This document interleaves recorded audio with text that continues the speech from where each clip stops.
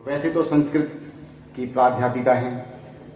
हिंदी कविता और कहानी लेखन की उनकी 2 किताबें प्रकाशित हैं, एकांत का मानचित्र और परिक्रमा। संस्कृत में उन्होंने नाट्यशास्त्र पर बहुत गंभीर काम किया है और रंग कर्म के क्षेत्र में भी उनका लेखन मिलता है। कावलम नारायण पडिक्कर के साथ उनका संवाद है और उन पर भी उन्होंने शोध पर काम किया है। मैं संगीता गुंदेचा को सादर आमंत्रित करता हूं।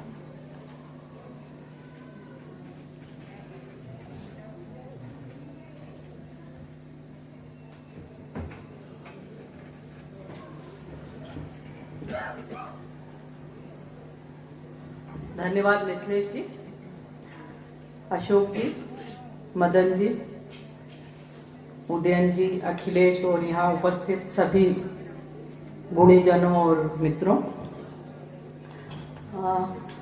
आज जब मैं आ रही थी भोपाल से, सागर, अखिलेश और हम लोग आ रहे थे, तो जैसा कि अशोक जी ने बताया, मैं आते वक्त कुछ आंखें सी मैंने बंद कर ली, क्योंकि सागर मेरी स्मृति में कवि समय में जो शहर है वो लगभग नष्ट होता दिखाई दे रहा था। तो मैंने आंखें बंद कर ली और मैं उन कविताओं को याद करने लगी, दीदिया को याद करने लगी और गोपालगंज को याद करने लगी, जहां और यहाँ का जो विश्वविद्यालय का जो परिवेश है उसको मैं याद कर रही थी। मैं बहुत पहले आई थी, 20-1 बरस पहले, तो मुझे आदरणीय रज्जन भैया, प्रोफेसर अनिल वाजपेयी, उन्होंने मुझे ये शहर घुमाया था, पूरा विश्वविद्यालय, और वो मुझे जमुना मिठिया के यहाँ भी ले गए थे और वहां से हमने मिठाई और गुजराती नमकीन दोनों लिया था। तो मैं सबसे पहले उनका स्मरण करती हूँ।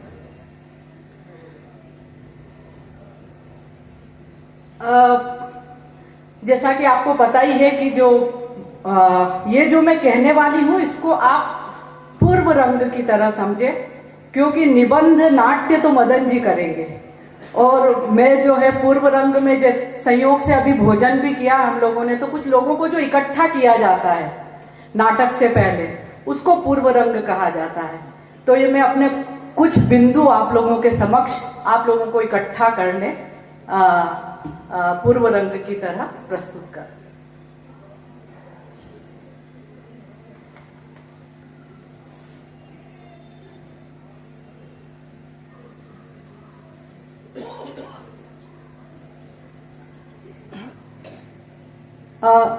एक चीज और कहना चाहती थी कि जो सागर के जो लोग हैं, जिनमें से अधिकतर जो लेखक कलाकार हैं उनको मैं जानती हूं, उनमें एक अड़ियलपन है और वो मुझे बहुत आकर्षित करता है, चाहे लेखन हो चाहे उनका व्यक्तित्व हो।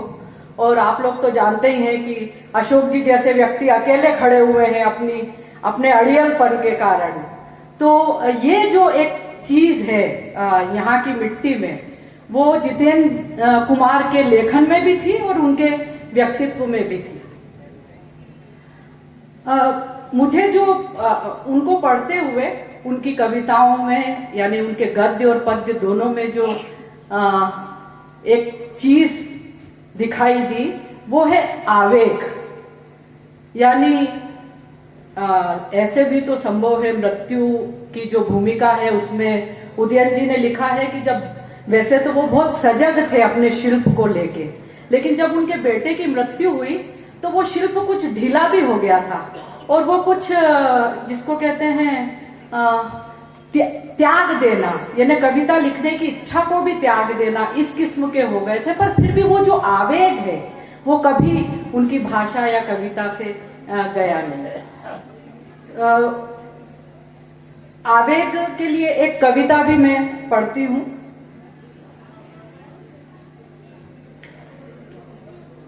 एक अदना सी बोतल मेरे सामने और प्रकाश बहुत मध्यम है, ललचाई आंखों से गिलास को देखता मैं तुम्हें बहुत याद करने को रुका हूं। एक दिन अचानक मुझ में भी कुछ नहीं बचेगा, पर तुम मुझे याद आओगी, सादिका हुसैन।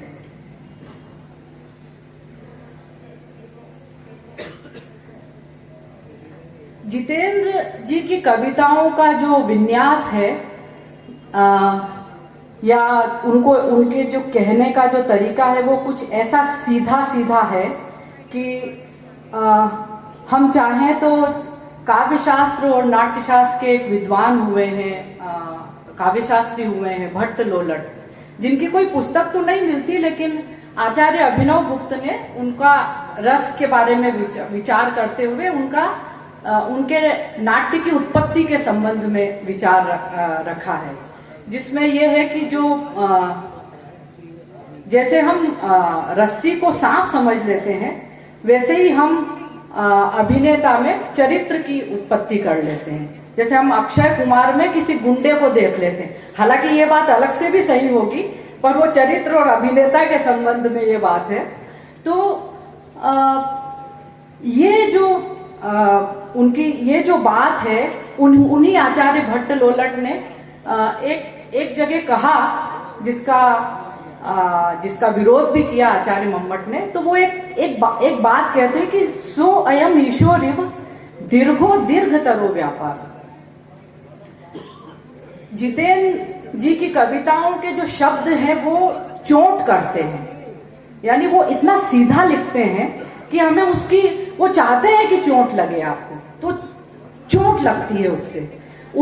तो भट्ट लोलट ये कहते हैं कि जैसे ये मीमांसक आचार्य हैं और व्यंजना को मानते नहीं है, अभिधा को मानते हैं, अभिधा से ही व्यंजना पैदा होती है ऐसा मानते हैं।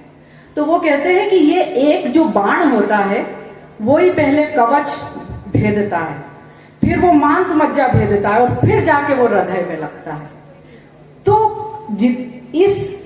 ये जो जितेंद्र जी की कविताओं को मुझे लगता है भट्ट लोलट के सामने जितेंद्र जी जैसे कवि रहे होंगे, जिनको देख के उन्होंने लिखा कि वो जो अभिधा है वही व्यंजना बन जाती है, वो सीधा चोट करती है। उनकी अधिकतर कविताओं में हम ये पाते हैं। और एक मुझे आज हम लोग याद भी कर रहे थे कि अशोक जी ने जो भूमिका है पुस्तक की, उसमें लिखा है कि जो भद्रता विरोध उनके मन में बहुत अधिक था। तो इस भद्रता विरोध का तरीका भी वो यही उन्होंने चुना था कि वो सीधा कहते थे उसको।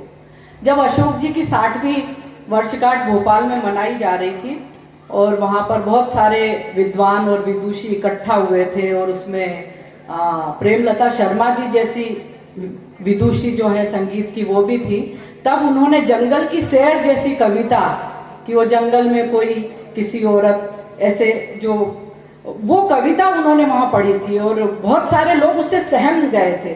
तो वो चाहते थे कि वो चोट लगे, क्योंकि कवियों का ये जो गुण है कि चोट लगे, ये चूंकि धीरे धीरे कम होता गया है, इसीलिए हम वो सब स्वीकार करते चले जा रहे हैं जो हमें परोसा जा रहा है। तो मुझे लगता है अगर जितेंद्र जी जैसे कवियों की हमने ध्यान दिया होता उनकी बात पर और उनको सुना होता, तो हमारा समय, मुझे लगता है हम कुछ अधिक साहस पूर्वक कुछ कह सकने का हम में साहस होता, ऐसा मुझे लगता है।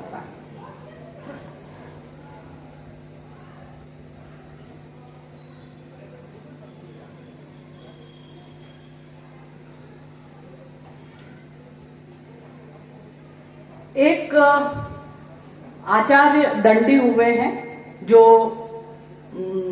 कश्मीर के नहीं हैं, अधिकतर जो काव्य शास्त्री हैं वो कश्मीर के हैं, लेकिन आचार्य दंडी वहां के नहीं है। तो ये वही आचार्य दंडी हैं जो ये कहते हैं कि ये जो संसार है ये अंधकार में डूब जाए यदि शब्द का प्रकाश ना हो। तो वो दंडी एक कविता क्या है उसके बारे में कुछ अपनी बात कहते हैं।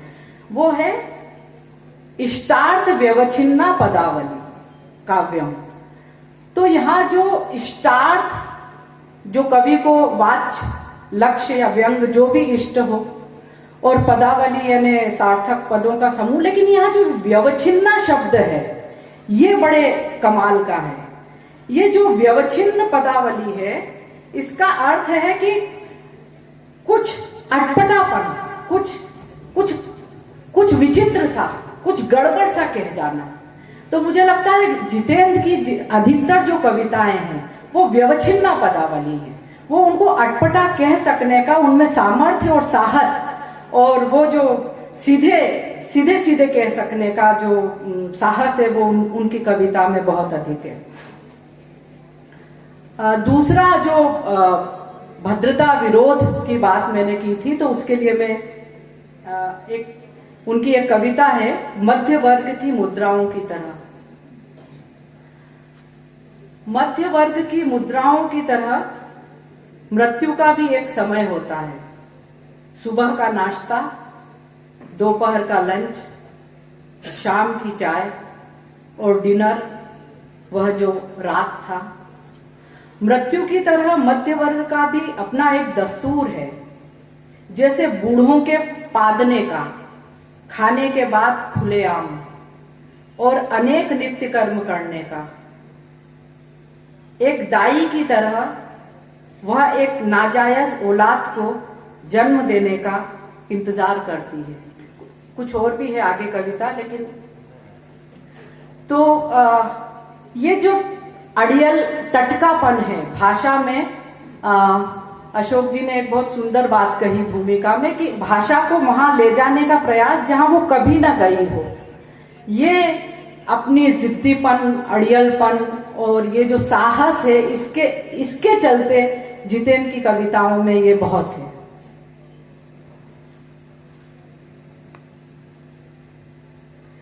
एक जो उनकी कविताएं पढ़ते हुए हम पाते हैं कि वो साधारण से साधारण कविताएं भी उन्होंने लिखी हैं।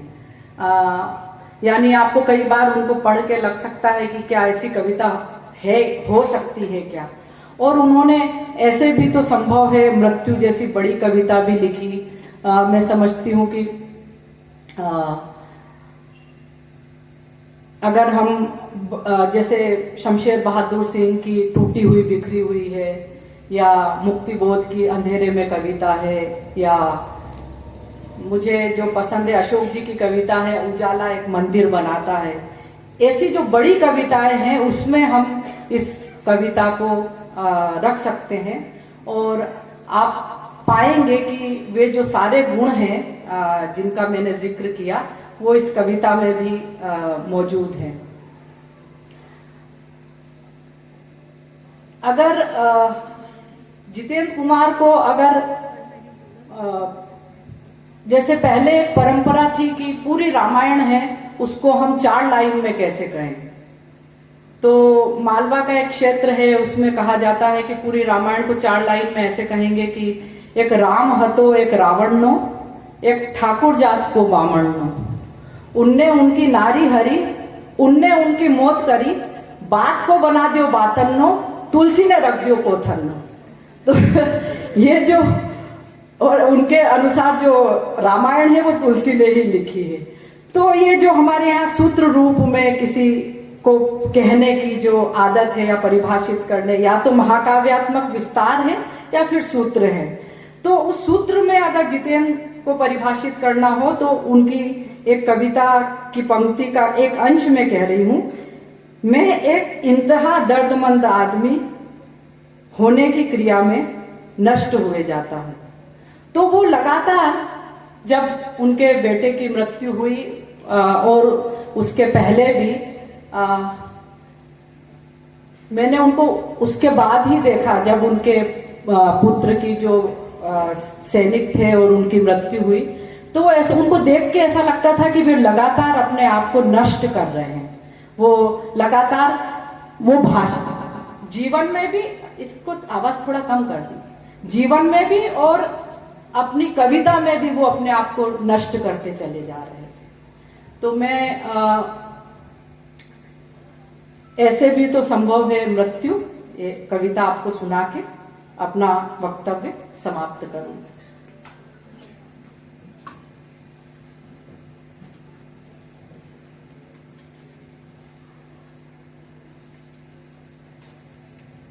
थोड़ी सी लंबी है, आप लोगों को धैर्य रखना होगा।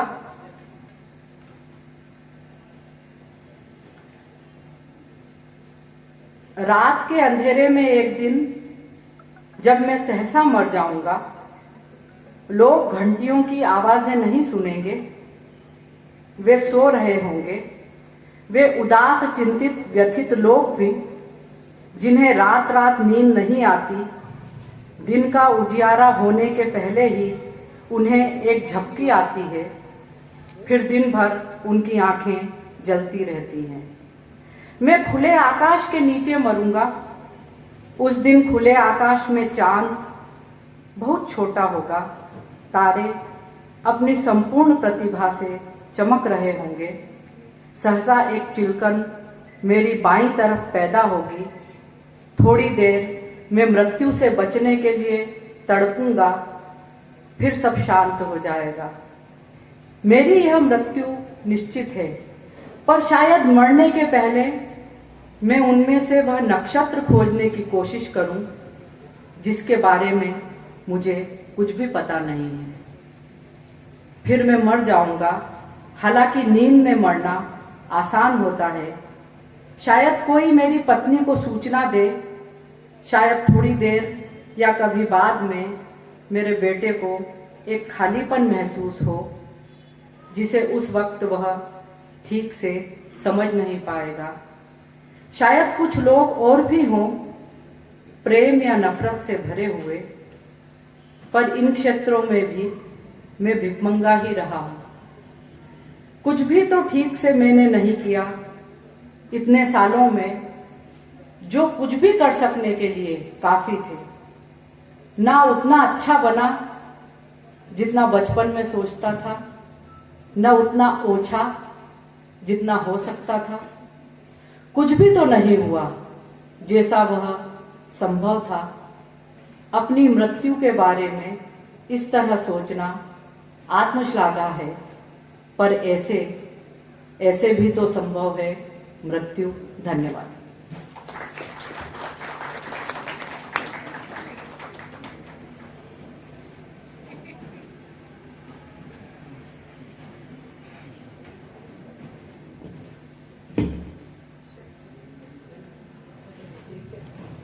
मदन सोनी जी हिंदी आलोचना की जो पारंपरिक धारा है उसमें एक विपरीत धारा की तरह पिछले लगभग 40 वर्षों से सृजनात्मक आलोचना लिख रहे हैं और कविता का व्योम, व्योम की कविता, कथा पुरुष, विक्षेप इत्यादि उनकी आलोचना की पुस्तकें हैं। और जो युवा विद्यार्थी बैठे हैं उनको मदन जी को जरूर पढ़ना चाहिए, जिससे हम आलोचना की तमीज सीख सकें। हम श्री मदन सोनी को वक्तव्य के लिए आमंत्रित करते हैं। एक और बात जो मैं भूल गया हूं, युवाल नोवा हरारी, इनकी किताबों के अनुवाद आप संभवतः आप लोगों ने देखे होंगे। वे भी मदन जी के कारण ही हम लोग हिंदी में पढ़ पा रहे हैं। धन्यवाद मिथिलेश। संगीता कह रही थी कि वो जो बोल रही है वो पूर्व रंग है। पूर्व रंग कतई नहीं था, वो मुख्य नाटक ही था। उसका ये जरूर है कि बाकी बचा हुआ अंक जो है अब मैं पढ़ रहा हूं। मेरा वक्तव्य लिखित है, हमेशा की तरह मैं लिख के ही बोलता हूं, तो वो लिखित वक्तव्य है। जितेंद्र कुमार की कविता की ज्यामिति में एक त्रिकोणात्मक आकृति सबसे ज्यादा प्रभावी है। समकोणीय त्रिभुजात्मक आकृति। ये तीन कोण हैं, मृत्यु, रति और प्रकृति। संयोग से तीनों स्त्रीलिंग हैं, जो जितेंद्र की कविता के संदर्भ में खास मानी रखता है, जैसा कि हम आगे देखेंगे। जिन दो समान लंबाई वाली क्षैतिज और अनुलंब रेखाओं से मिलकर इस त्रिभुज का समकोण बनता है, जिसका मान इस आकृति में सबसे अधिक है, वे हैं क्रमशः प्रकृति और रति। इस समकोण त्रिभुज का तीसरी रेखा इस समकोण त्रिभुज का कर्ण है, जो मृत्यु है। प्रकृति और रति तथा मृत्यु का इन कविताओं में सापेक्षिक संबंध है, जहां स्वाभाविक ही मृत्यु की रेखा इनमें सर्वाधिक मान पर है और वह एक ओर प्रकृति और रति को जोड़ती है और दूसरी ओर उनसे उपलक्षित होती है। अगर हम उन कविताओं को छोड़ दें जो जितेंद्र के जीवन पर्यंत प्रकाशित कविता संग्रहों से बाहर रही थीं और जो हाल ही में उदयन वाजपेयी द्वारा संपादित ऐसे भी तो संभव है मृत्यु शीर्षक संकलित कविताओं में असंकलित कविताओं के खंड में शामिल हो चुकी हैं, जिन्हें मैं अन्यत्र असंकलित कविताएं ही कहूंगा, तो उनके अन्य संग्रहों में प्रकाशित कविताओं में मृत्यु जितनी व्यापक है उतनी ही वह सहज, निकट और अकाट्य रूप में स्वीकृत है। ये कविताएं संवेदना की उस नोक पर संभव होती हैं जहां न जीवन जगत की गति और मृत्यु, जहां न जीवन जगत की गति और सुंदरता मृत्यु निरपेक्ष है और न ही स्वयं मृत्यु सौंदर्य निरपेक्ष है। इसलिए रति के आवेगपूर्ण क्षणों में भी यह कविता न केवल मृत्यु से आंख नहीं मूंदती बल्कि कहती है, मृत्यु का द्वार प्रेम के नजदीक ही तो खुलता है, या मेरी वासना के पार संसार कहाँ है मृत्यु। या जब वह प्रेम में प्रतीक्षा की शाश्वतता के लिए उपमा गढ़ती है तब कहती है, मृत्यु से निश्चित मैं तुम्हें वहीं खड़ी मिलूंगी। या दिशाओं की तरह शाम चारों ओर फैल रही है, उसके स्वरित नाम से तुम आओ और आकर मेरा अंत करो। या मेरा अस्तित्व मृत्यु की लाचारी में भी तुझे सपने सा याद किए है। या मेरे प्रयत्न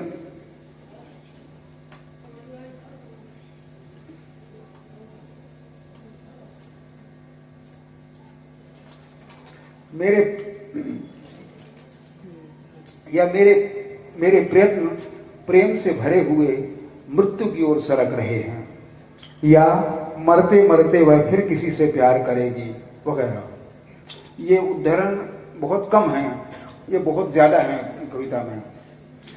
यहाँ ना तो मृत्यु का आदर्शीकरण या रोमानीकरण है, न ही वह जिजीविषा या जीवन के सौंदर्य को उभारने वाली स्याह पृष्ठभूमि रचती है। वह जीवन के बरक्स नहीं, उसकी छाया है, जीवन के समानांतर होने की प्रक्रिया में निरंतर घटित। मैं एक इंतहा दर्दमंद आदमी होने की क्रिया में नष्ट हुआ जाता हूँ। यहाँ मैं कुछ और उदाहरण देने का लोभ संवरण नहीं कर पा रहा हूँ जिनमें जितेंद्र की कविताओं में मृत्यु की व्याप्ति और उसके प्रति कवि मानस के रुख के संकेत मिलते हैं। कुछ उदाहरण और मैं कुछ और सोच रहा हूँ, जीवन के बाद मृत्यु और मृत्यु के बाद जीवन। यह मरा पड़ा शरीर शायद मेरा है। मानव प्रजाति का समय पूरा हुआ पर लोग जगह नहीं करते, एक एक कीड़े की तरह चढ़ते वे खुद अपनी लाशों पर रेंग रहे हैं। वही होगा मेरा जन्मदिन, मृत्यु दिवस, छुट्टी का दिन, दूसरा शनिवार। तब उसकी उपस्थिति में एक नाजुक पर सख्त जान औरत राजकाज संभालेगी, सत्ता के निश्चय और चिता की आग से। जीवन एक खिलौना जिसे बच्चे तोड़ने की गरज से ही खरीदते हैं। इसके पहले कि लोग तुम्हें फूंकने ले जाएं, भूख तुम्हें खुद ब खुद खा जाएगी। तब डूबती रोशनियों के प्रकाश में सहसा मेरा दिल टूट गया, ऐसे मृत्यु से मेरा साक्षात्कार हुआ। क्या तुम अपने वक्त से पहले मरने का वक्त मिलेगा? केवल मृत वस्तुओं में संवेदनशील होने की क्षमता रह गई है। वे वहां मरो हुओं की चर्चा करते हैं। ऊंची उड़ान की फिराक में वह सीधे अपनी चिता में गिरा। इसमें अस्वाभाविक कुछ भी नहीं, मरे हुओं के लिए ही तो यह पृथ्वी बनी है। मरी हुई चीजों पर मरता हुआ जीवन।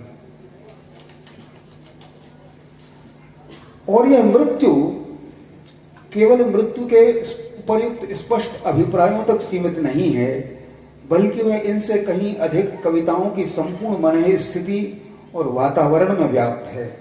स्वयं कवि के उस विक्षुब्ध भाव जगत में जहां उनकी काव्य वस्तु की जड़ें और शाखाएं फैली हैं।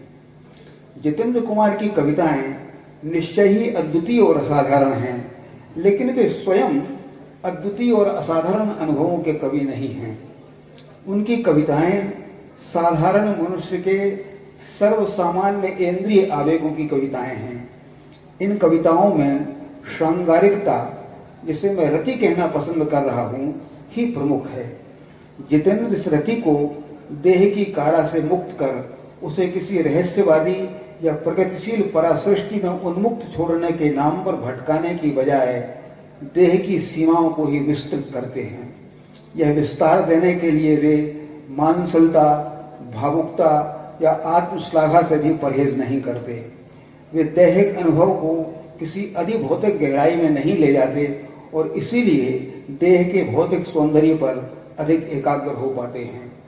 यह भौतिक सौंदर्य या तो दिगंबर निरलंकार है या उसके परिधानों अलंकारों में एक सादगी है, एक तरह का भूरापन, सलेटीपन या धूसरपन, जैसा कि ऐसे भी तो संभव है मृत्यु कविता संग्रह के अंतिम आवरण पर कहा गया है।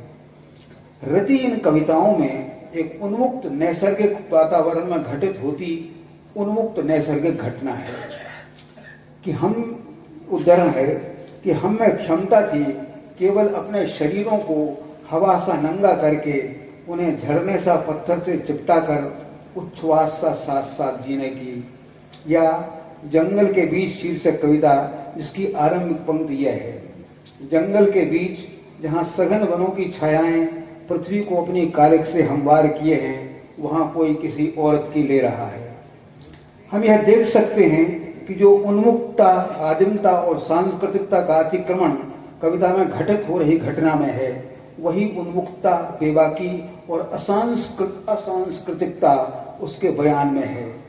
रतिपरक अभिप्राय इन कविताओं में विपुल मात्रा में है और इन अभिप्रायों के बयानों में लगभग सर्वत्र ऐसी ही उन्मुक्तता और बेबाकी भी है।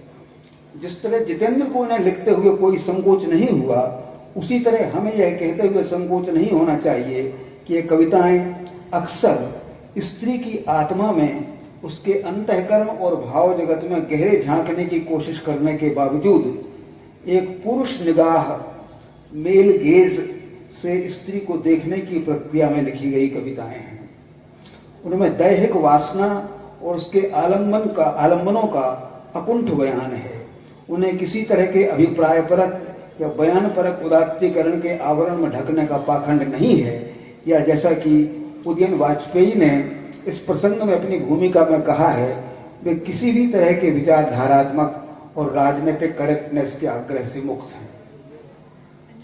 प्रसंगवश मैं यहाँ यह कह दूं कि इस निबंध के आरंभ में त्रिकोण, जिसकी तीनों भुजाएं स्त्रीलिंग हैं, जैसा कि मैंने शुरू में कहा था, के अभिप्राय का इस्तेमाल करते हुए मैं इस बात से बेखबर नहीं हूं कि यह श्रृंगार या रति की दुनिया का एक केंद्रीय महत्व का और जितेंद्र की कविता के संदर्भ में बहुत सटीक बैठता प्रत्यय या प्रतीक भी है।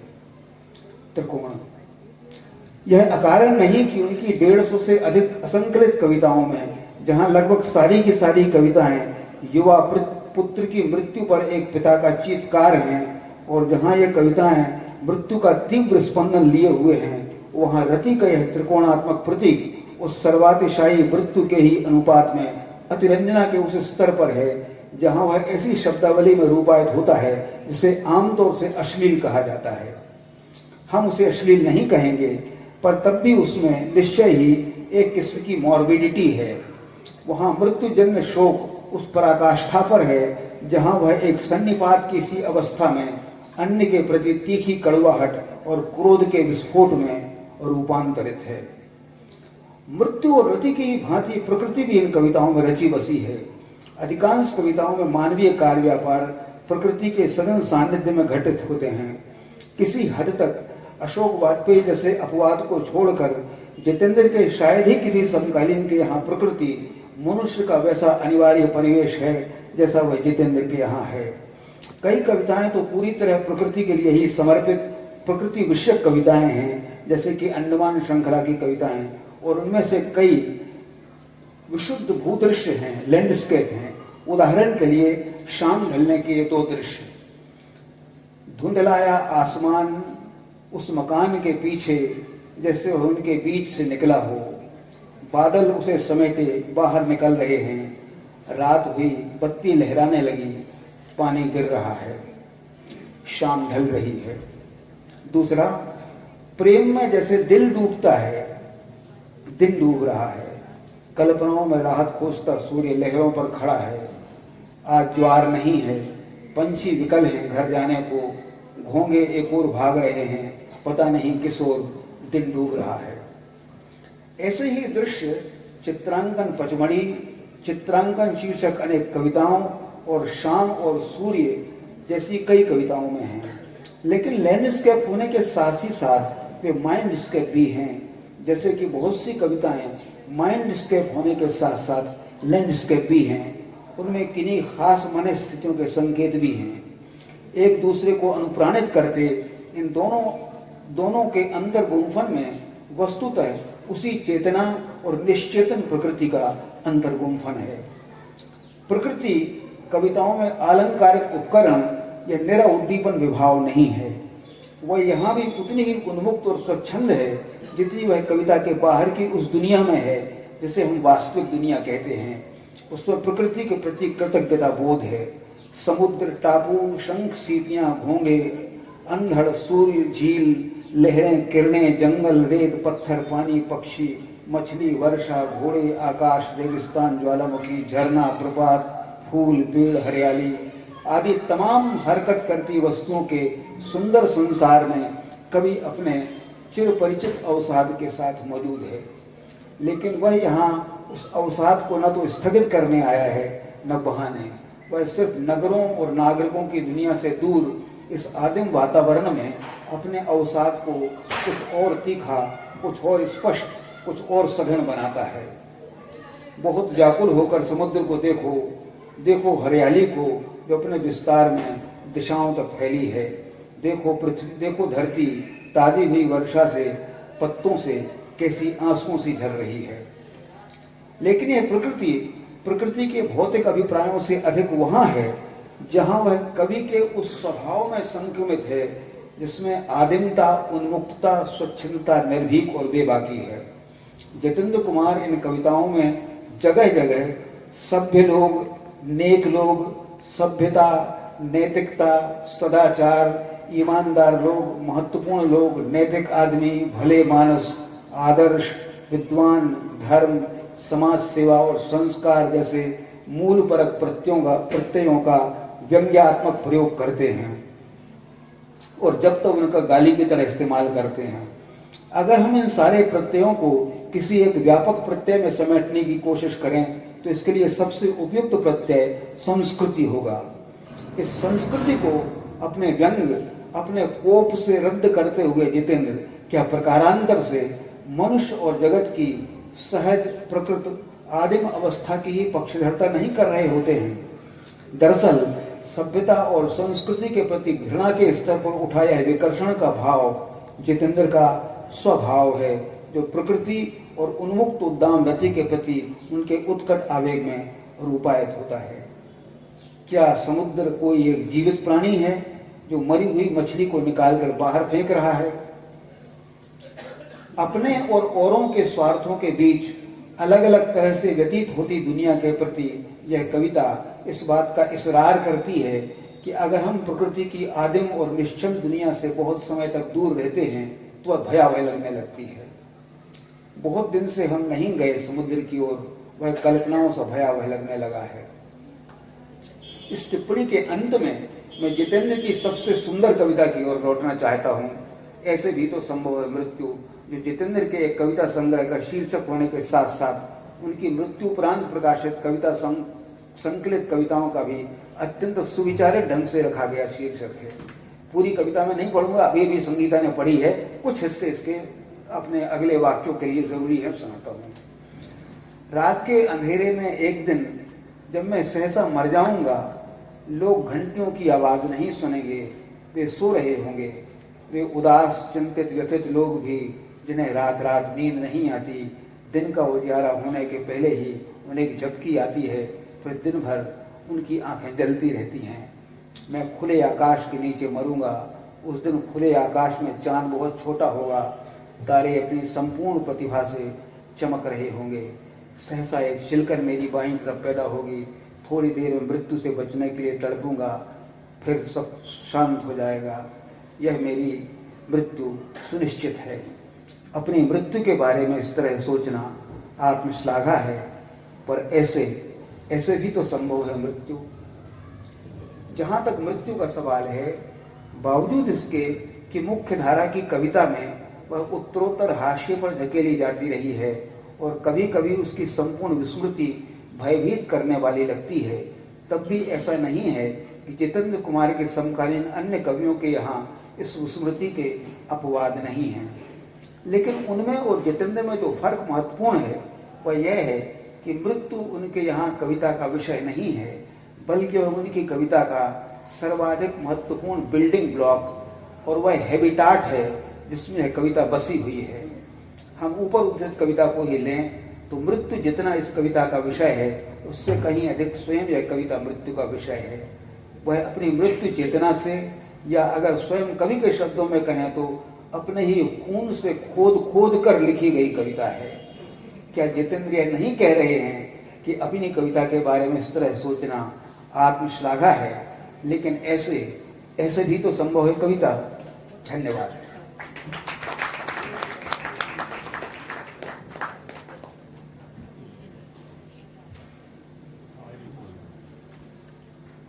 सभागार में बैठे हैं शशि भूषण सिंह और शशि भूषण मिश्र, दोनों को हम आमंत्रित करते हैं वे आएं। और शशि भूषण मिश्र, दोनों शशि। रमेश दत्त दुबे के बारे में अशोक जी ने पर्याप्त बातें की हैं, उनको विस्तृत किया है, उनकी बनावट को लेकर, उनके स्वभाव को लेकर। 31 मार्च 1940 में जन्मे रमेश दत्त दुबे का देहावसान 23 दिसंबर 2013 में हुआ।